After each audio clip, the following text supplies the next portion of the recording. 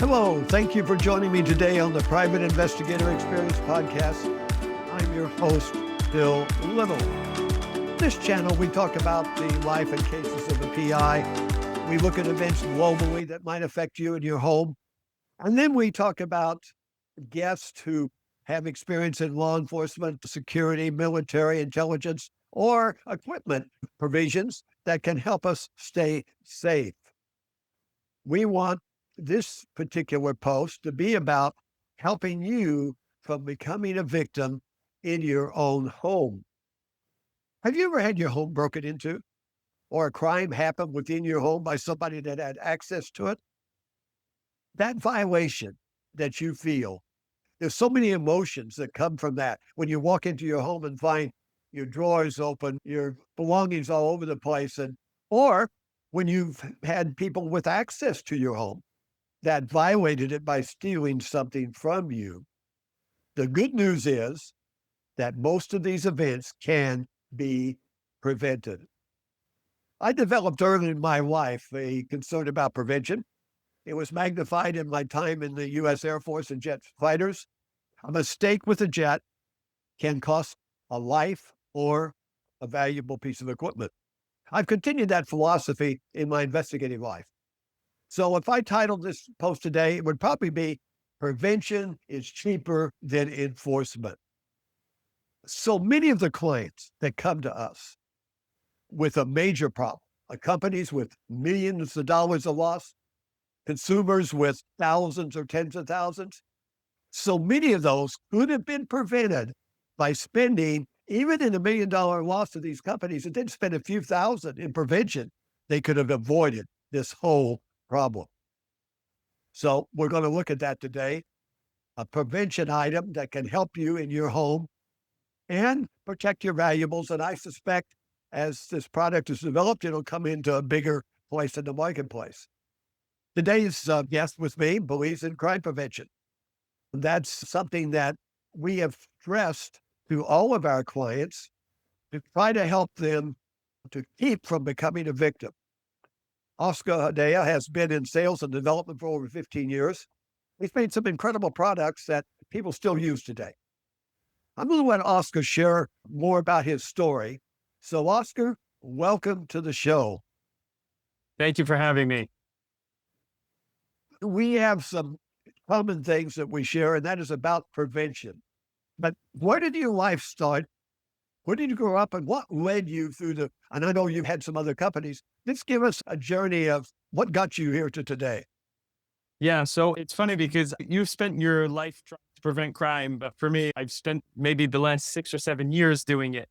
So my background before that actually had nothing to do with security.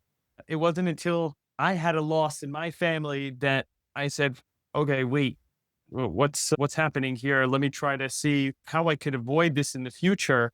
And when I realized there's no real safe out there that does prevention, right? What they're doing is they're giving you a metal box, but what you really need in 2026 is you need a way to get notified if something is happening. That way you don't come home to a safe that's completely broken into. Rather, with a safe like mine, you instantly know that something is happened. You could call the authorities and try to stop it in the moment rather than trying to deal with the after effects.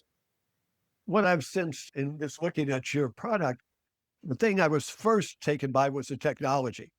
And like you say, we've all had these small safes or a larger safe in our home that could easily have been carried off by someone, but there was no way to know if anything happened to it.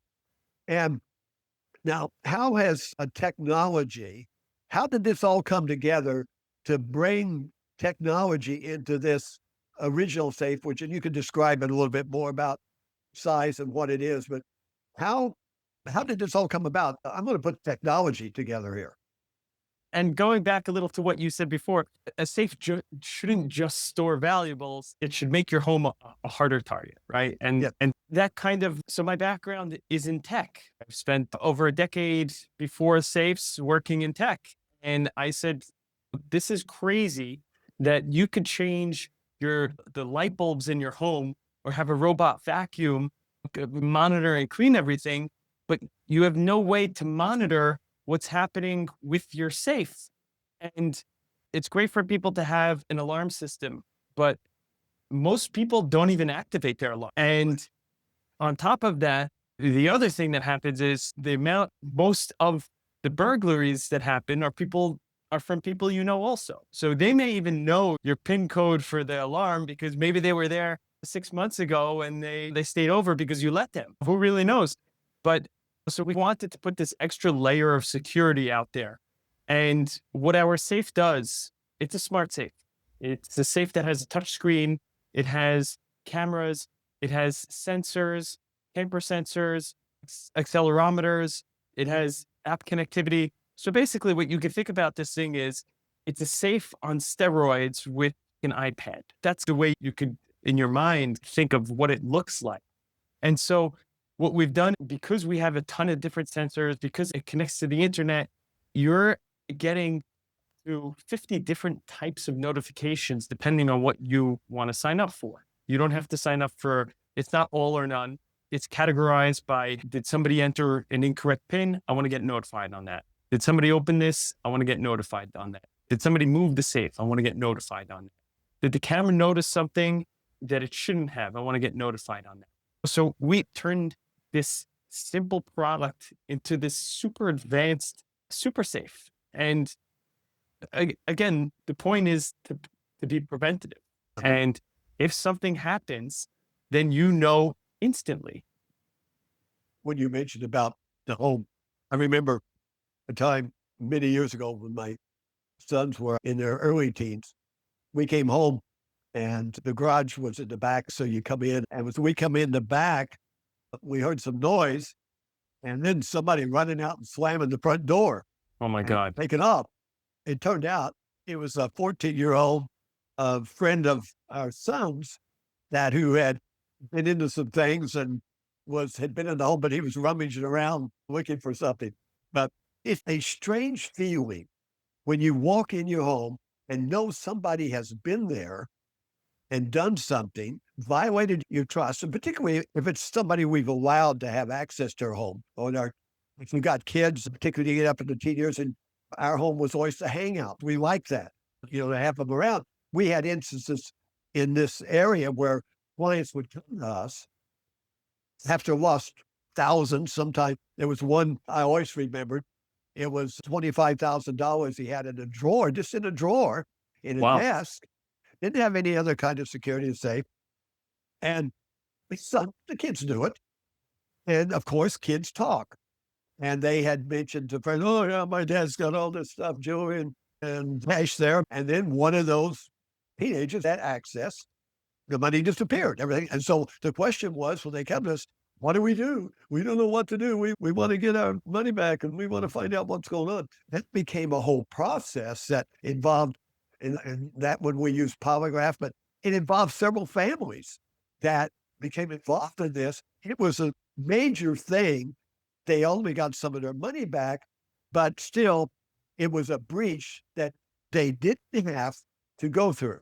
And after that, we talked to them and we put security in and a safe in, not one like with the technology, but I see that being a great plus. I don't know. I don't think I've ever seen a safe, a gun safe or anything else that had technology in it. I haven't. I haven't seen that. And gun safes and all, I think this should be a growth market. So there is three other companies that have some kind of tech. When I say some kind of tech, it's very basic tech. It doesn't really compare to ours. And I actually tried using those after I had my situation with my family. I bought some of those safes and I tried them. And I was so upset with how, excuse my language, but how crappy they were that I said, that was another reason that I said, I have to do this. My background was in product development and sales. And so I know what people need. I know what people want. I know how to build a great product. And that's how this kind of came to be. And going back to what you were saying before, it's crazy because you spoke about $25,000. And what people I don't think realize enough is that for most people in the world, that would take over 1 year to come up with that cash. So imagine wasting one entire year of your life just going to an office, working, killing yourself, coming home. Imagine one entire year just wasted. And it's really sad. And like you're saying before, we want to prevent these things. We're not trying to say you need to spend more money just to spend money. That there are companies out there like that. But for you and I, it's more about I don't want this bad situation to happen to somebody else. That's right. Overall, when you think about protecting your home and valuables, what is it right? What does doing right mean? What does it actually look like today when you want to protect a home? Look, for everybody, it's different. Everybody has a different amount of income that they're making. Everybody has different things that they're trying to protect, right? For me and you, we're both in the security industry. So we want to have as many layers of security as you could have. It's not like that for everybody. Not everybody could maybe spend between $40 and $100 a month to have a security system. If you could do it, great. If you can't, then you just don't do it. I think having cameras like Ring is great. Having a Ring doorbell is fantastic because at the end of the day, for me personally, I have cameras in my home and they go off so much that I stop looking at them. But if you did have a break-in and you had the camera footage, then it was worth having the cameras. And that's something that I love about the safe. People have always said to me, yeah, we could just buy another camera and put it in front of the safe. Yeah, of course you could do that. But the truth is, you're still going to get those notifications. And if you get a notification from your safe, you're going to be freaking out. You're going to say, high priority. This is urgent. I need to figure out what's going on here. What we try to do is like with this home in question, and we had so many like this over the years, is look at their situation Yeah. and determine there's different levels of security. And today, the technology with cameras has gotten so cost effective. I remember when we were putting in a pan-tilt zoom camera, that was $2,000 for Yeah. a pan-tilt zoom camera. Yeah. And now you can get one for a couple $100. That's better than anything that was out there in those days. So it's not prohibitive in that area, but we look at going to a home and start from the outside and try to make sure it's not easy to break into by growth, shrubs, bushes, trees, blocking the doors and windows. And so many people not only leave money in drawers, but they don't have windows that are locked. And they go off and leave their doors unlocked. So we start with the whole process and then come to the inside and say, okay, what do we need to protect inside? We have homes that we build safe rooms. We have plants all of Los Angeles that we put sometimes $50,000 into building a safe room in with all those technical things. One of my favorites had been we had a client with a big watch collection and they were just sitting out on a drawer. And so his wife said something to me, well, what can we do? So we built a safe. Yeah. It looked like a little miniature Wells Fargo safe. It was 3 feet by 4 feet or something. And it was neat. It was all black out, and we put the technology in it. It had the fingerprint controls and all the notifications.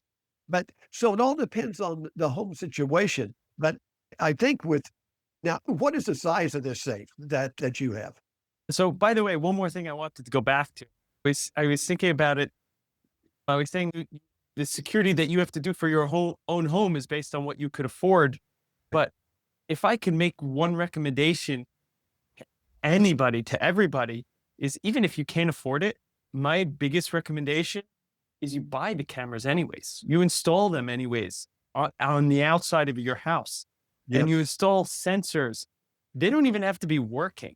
The fact that if somebody saw cameras in the corner of your home or on the windows, they saw sensors, they're going to know that, hey, this is a little more of a riskier house to break into. And most crimes is sophisticated, right? It's just the opportunity plus the low risk makes it worthwhile to break into. But so that's the one thing that I wanted to just add in for people is even if it's a broken camera, install it, no one would know. You asked me the size of my safe. We're a small company, but we're still a startup. So right now we only have one size.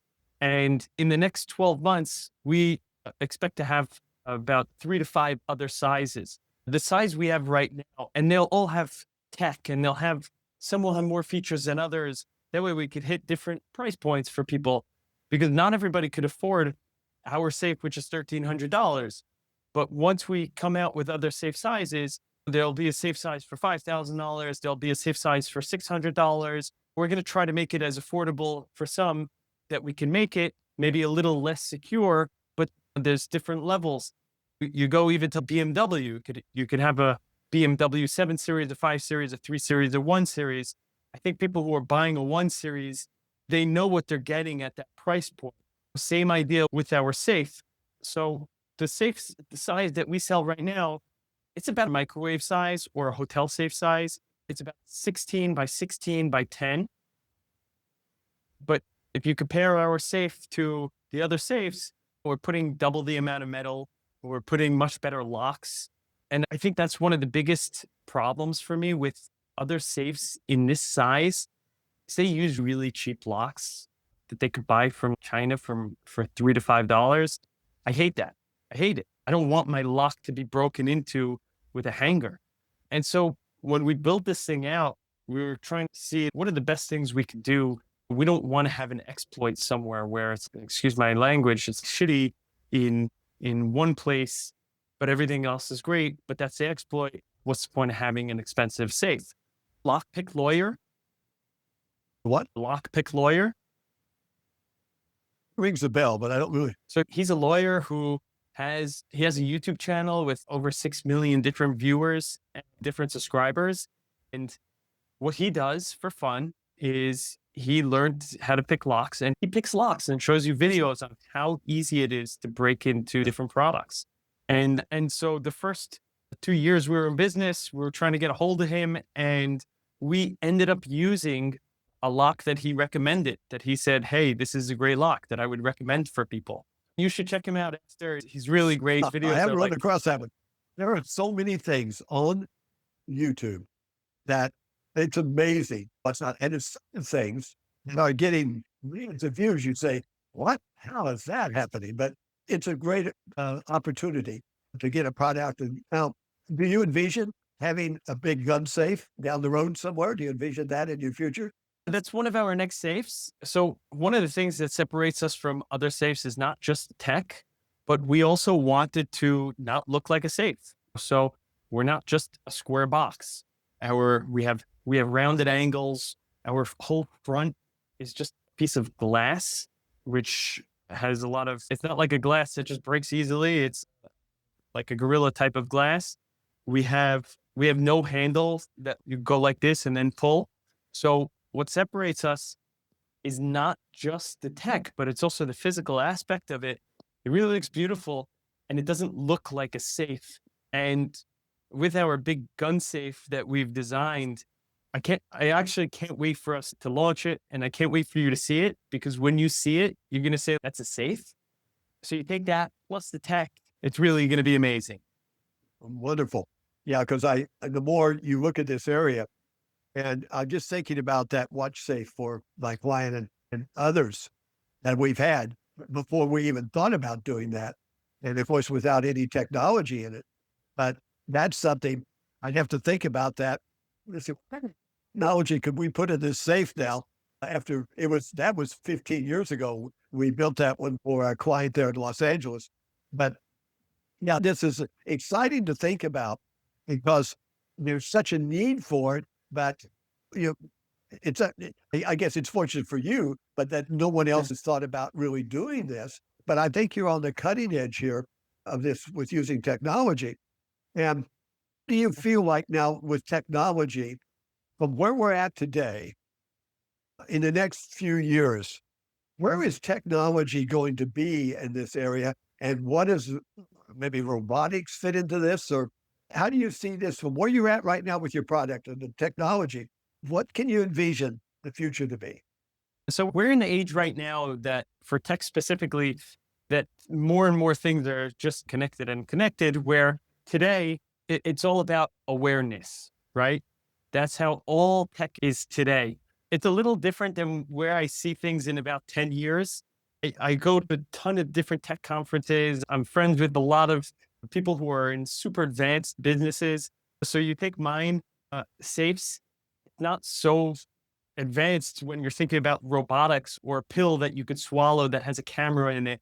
So in terms of that, we're not so advanced compared to the other people who are in the advanced segments.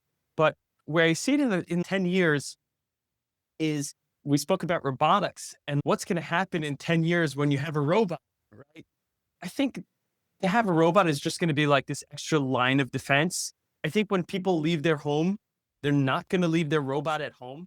They're going to go with their robot, right? Because their robot is going to be basically doing the physical activity that people do. So if you go shopping and you go to the supermarket and you're carrying 25 pounds of food or 50 pounds of food, instead of you doing it, you're going to bring your robot with you. The time that you're not going to bring your robot is if you have to go to the office, there's no extra space for your robot. The time that you may bring your robot to the office is in the future, if your robot actually starts assisting you with workloads, which could very well be happening in the future. Instead of me coming in, typing into ChatGPT or doing a voice prompt, you just look to your side and you say, hey, robot Doug, or whatever you're going to call your robot, say, I need to do this full analysis on this and this, and the robot will start computing in the corner. I think that's when robots will start coming to the office before they start replacing people in the office. But if people take their robots to work, then there's no one at home for that extra layer of security. I think also we don't know what kind of battery usage these robots are going to be using. So there's going to be a time that they're going to need to charge. So when they're charging, they're not going to be alert like you and I. They're going to be sleeping the same way you and I are sleeping at night. They may just do, instead of going to sleep for 8 hours, they may just do, hey, I'm going to sleep for 15 minutes, then be alert for 15, on, off in the times you're sleeping. I know I went off on a tangent. What we have to have then is like we do on a protection detail. We have multiple people. We get 2 robots, 12 hours on, 12 hours off, right? Yeah. But we hear, and I've spoken at conferences and all kinds of places and about crime and prevention and security. And we have found that when we have a company head, either a chairman, owner, or CEO, that really is up on and wants a prevention, then you get it in your company. But that's rare. But people will tell me, even like in their homes, they say, oh, nothing's going to happen to me. We have no problem around our area. People don't break in and steal here. What do you respond to that when people just say that? We're going to talk about statistics. According to the FBI, every 26 seconds, there's a break-in. And about 88% of those break-ins lead to theft. And you may live in a nice area. You may have security at your home. Most break-ins or more burglaries rather than break-ins are based on people you already know. If you work in a building, you could have the people downstairs who've been working there for 10 years, who hate their life, who make $50,000 or $60,000 a year, and they see somebody who's worth $100 million. If they know that guy who's worth $100 million is going away for 4 months or a month or a week, at that time, they could say, hey, there are tons of inside jobs. Where I grew up in, I'm not going to say the name of the city because I'd rather not, but it's an affluent area. So there are people with homes that are worth $50 million, $30 million. Some of them live there full time, some don't. It's a very nice area. It's very secure. But what's happened is for the last 3-4 years, we've had people who come from high crime areas, who come from places that don't have money, and they come to the nice areas and they're breaking in. They're stealing cars out of people's driveways. They wake up, their car is gone, and they have camera footage, but these people are breaking in anyways and stealing stuff. Going back to it, you may say this would never happen in your area, and it can. Where I grew up in, we always said that, but we're proven wrong. Same thing with nice buildings. Same thing if you have a doorman. the worst thing that could ever happen to somebody is you think everything's great and you come home and you just see your house in a mess, like we were saying earlier, because it could happen to anybody. I think the thing is that we forget that while we're going along, our lives is good, nothing's happening around us. That means everything is secure. But what we forget is that there are people out there, this particularly in the terrorist world is happening, that we say that it's only one terrorist that has to get through. We can stop 99, but if one gets through, it's difficult. But people, like you mentioned, are watching us, around their home. They look at our patterns. They look at how nonchalant we are with our own security. Yeah. I think you mentioned before, but we talked to clients about having a presence of security around their home, open and visible where people can't hide and break in, doors and locks, but lighting. One of the most effective securities is lighting. Yeah. And today, it's so easy to get a motion camera. I've got them all around my places and wherever I have, and they're easy to install. People can do that themselves because they're wireless. You can get the ones that are solar. So there's so many things that we can do, but we think we're complacent and we think everybody else is too. We think everybody else is nice too, because we're nice and we treat people right. That's a mindset. It's getting a little better because of all the crime and stuff that's going on, but it's still out there. We still have to battle that. Security is defined as protection against a threat. Yes. And so not everybody thinks of threats, but they exist out there. And exactly like you were saying, you just need one terrorist to break through. If you have, we talk about what's going on in the war in the world right now with Iran, but people always talk about sleeper cells. Again, if you have one guy who just blows up anything and you lose hundreds or thousands of lives, you could have prevented, there's millions that you could have stopped, but one is enough to change your entire life.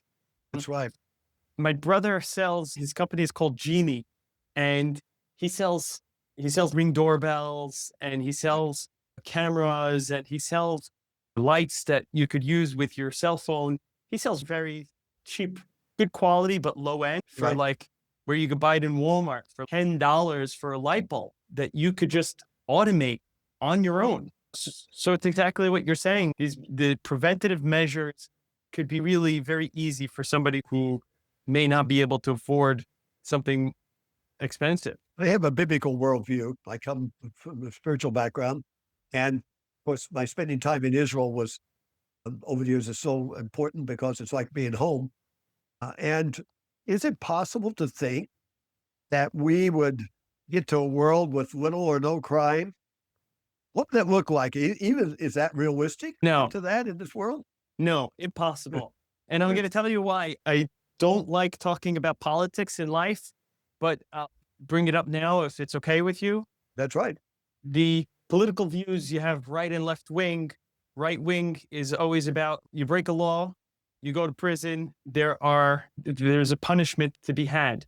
And you find a lot more on the liberal side where, and you've seen it with New York, you've seen it with California, where you break a law and now it's not whether you broke a law, you're going to get punished. It's how much was it worth that you broke, that you stole? You stole under $1,000? No problem. Nobody's going to stop you. Just keep doing it. So Yes. I think if the left is saying, and by the way, I'm not right, I'm not left, I'm actually very moderate. I take views from both sides. And this is one thing I don't like about the left that I like about the right is if you have law and order, if people are afraid that they're going to get punished, that they're going to get caught, they're not going to do those things, right? And right. there's a reason why there's Hammurabi's code. There's a reason why there's Noah's code. There's a reason why there's the 10 commandments and the laws that are in the Bible. It all comes down to that single thing. If you're not going to get punished, people are going to do it. So I don't think we're ever going to be in a place. I think that'll be a place we call heaven when that happens. I'm very vocal on my beliefs and my biblical worldview, and it's made me a much better investigator. There were times early in my career when I'd be in interrogations and I just didn't know what to say. We'd run out. The guy would say, no, And I'd have people sitting around other people, and I would just say, God, I don't know what to say. I need your help. Silently, I would say that. Invariably, this happened time and time again, that a question would pop into my mind. I hadn't thought about it. And I would say to the person, and that person would look at me like, how did you know? So I happen to believe that the God that created us is alive and working well in my career. He's the chief investigator, and he can be that in anybody's career. And I think the best thing about what's happened in this administration is bringing God back into our country, Jesus back into the White House. Yes. And we're getting back, even though there's a war, and this war isn't going to end, to take away our freedoms, to take Yep. away our First Amendment, our Second Amendment. And in reality, it was something interesting I heard, that the Japanese were asked later on why they didn't continue their attack across to U.S. and hit California, because they could have done that. The reason they said they didn't is because they knew the populace in the U.S. was armed, and that they had millions of former military and people that were armed, and they knew that would be a battle they couldn't win, so they decided not to. There are people today that say, take away your guns. You don't need them. They're a prevention tool. My whole theory is Yes. I've carried a gun my whole life. I carried it where I go, concealed weapon, but I've never had to use that in the private sector, ever. But I've had it. So my theory is, as long as I have it, I'll never need it. That's just something that I think we as Americans have to remember.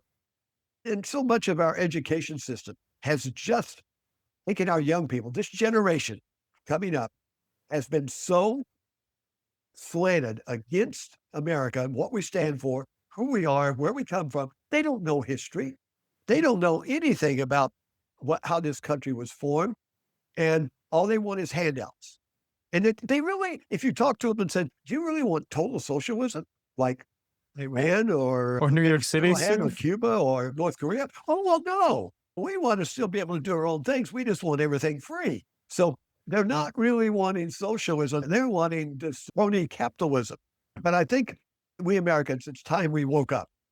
And we're going to have to stand up and let our voices be heard and come up with these products that help prevent us from being victims and use them.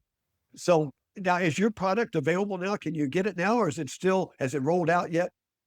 So I actually wanted to say a couple more things on what you just said before and further dive into it. I think what people don't realize, and you said it, but I don't think people realize the root cause, but the young kids today don't know anything and they are completely brainwashed. Yes. The problem is that it comes from the education system. It's not coming from people's homes, right? It's coming from going to school. And really, the real reform that we need to do if we really want things to stay safe and good in our country is to fix the education system, fix the teachers there.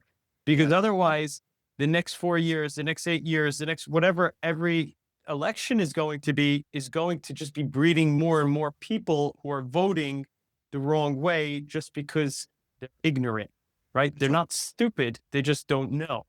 And I've read a lot about this, but the best warfare is not fought with missiles. It's not fought with guns. It's fought within. And that's what's happening now. So whether you want to blame another country, you could say it's the Chinese, the Russians, you could say it's Qatar or any of these players. But at the end of the day, we have to prevent that for the future children of our lives, because otherwise in 10, 20 years, you and me, this country may be very different than what it is today. And I think, and that's why it's so important to be preventative, because God forbid, let's say they did change the Second Amendment and now you can't have a gun. Between me and there's over 81 million gun owners in the US. That's right. They're not giving back their guns, right? They're going to keep their guns, even if they have to break down one of their walls, put it in between the walls and hide it. Nobody's giving back their guns, right? So after that, where are you going to put them? Safes are a great place. So you're right. It's education. Khrushchev and the Russian communist leaders said in the 60s, 70s, the only way we can take over America was from within because they have their guns. So we have to be able to take away their guns, and we have to be able to educate people in our way of thinking. Yes. So what has happened over the last 50 years or so, it started creeping in slow, but the Marxist theology started. And when you look at the education system today, it used to be just in the colleges were bad. Now it's high schools and elementary schools, and they're corrupting the minds of our children, and we've allowed it. Yes. We, on my watch, we've allowed this. When they said you don't need God in schools, oh, okay, you don't need prayer in schools. Oh, okay, we'll keep it in the church. We don't need it in the marketplace either. And oh, by the way, you shouldn't have any of these statues around you. You shouldn't be able to have Christmas thing. It happened slowly, step by step, and we went along and just let it happen. Now, Reagan said something that is so correct. He said, every generation, we have to fight to keep our freedom. Yes. Because every generation, it's going to change. And that's what the Soviets said. Give me your young people for one generation, and I'll change your country. And now we see that happening. So hopefully there'll be a wake-up time here that will wake up when people like you and I will be talking out, and we're having the word spread. But it's a battle. We just have to keep it up. That's why we have to keep up protecting our homes. We have to keep up adding safes and technical things that are exciting to work with, not just have some box sitting on the wall, but how do people find out about your product now? I think, are they available yet to ship, or is it still coming out? You could go on our website. It's www.thespacesafe.com. So the name of the company is Space. And so think of it. That's how you could go online. Right now we're because of the tariff stuff, we've had to readjust our logistics over the last couple of months. So right now we're just waiting on more inventory to come in. We are sold out at the moment, but in the next couple of months we should be replenished. But the one thing that I wish that Trump would have done differently is he focused a lot on tariffs, and I wish he would have focused more on reforming the education. That's the truth, because if nobody does anything about it, then nothing's going to change. I think there are, with the education system, they're doing a lot. Move out this ability of these local and state education. So there's work going on there, but it's like with the tariffs, there's been positives and negatives. There's been extremely positive things that brought our trade balance and into some kind of control and changed our whole trade system. But along the way, there's been industries that have been helped, and there's ones that have been hurt. So that whole balance is, I'm glad I don't have to make those decisions. I don't necessarily disagree with it. There's other things that I find to be more important. And I think one of the biggest issues with education, I know we're all about like security, crime prevention, but we're talking a lot about education. But I think the biggest problem with education is the people teaching are not making enough money, right? So that's what you're getting for the price that you're paying, right? So if you paid a higher amount of money, let's say instead of a teacher making $50 or $60 or $70,000, and in some places it's even less. But if you're making $50,000 a year, teaching kids who are a pain in the butt, they don't listen to you, or you could go work somewhere else and make $150,000. What are you choosing, right? That's, I think the biggest issue is if we were willing to pay our teachers more and have kids that are coming out better quality in terms of knowledge, information, that way when they come out, they're going to be making more money for the economy. They're going to be making more. It's like this circle of life kind of thing. And in the first part of it is broken. I think we have two issues there. You're right. Teachers should be paid a lot more. Then on the other side, people should want to be a teacher. That's what I'm saying. Quality. But at the teachers' unions and curriculums have been changed. They've rewrote curriculum. And that's been done at the top levels. And it happened in the college first. But I know when my daughter was in college back in the early 2000s, And she was a outspoken young lady. She was an actress in that field, but she even just would go up against these professors, and they were just so leftist and so out there with anti-American things. This was 25 years ago. And even Crazy. before that, there was battling. So we need to do both things. We need to Yeah. clean out the top and get our textbook back to what America was and pay the teachers. It's amazing to me. You're right. How little they're paid and the responsibility we want them to have. Well, Exactly. hey, if we keep talking, we could change the world. I heard many years ago when I was out around the world that if the citizens of the country could get together and get foreign policy out of the way and governments, we could solve the problems of the world probably. And but definitely, folks, go online, go to and I'll have that in also in the comments. And please reach out, order your safe. I'm going to do that. I was waiting to talk and find out a little more here so that I can share it with you too. But thank you, Oscar, for coming on and talking about your product, but also where we can hopefully share some information that'll benefit the people in protecting themselves and keep them from becoming a victim.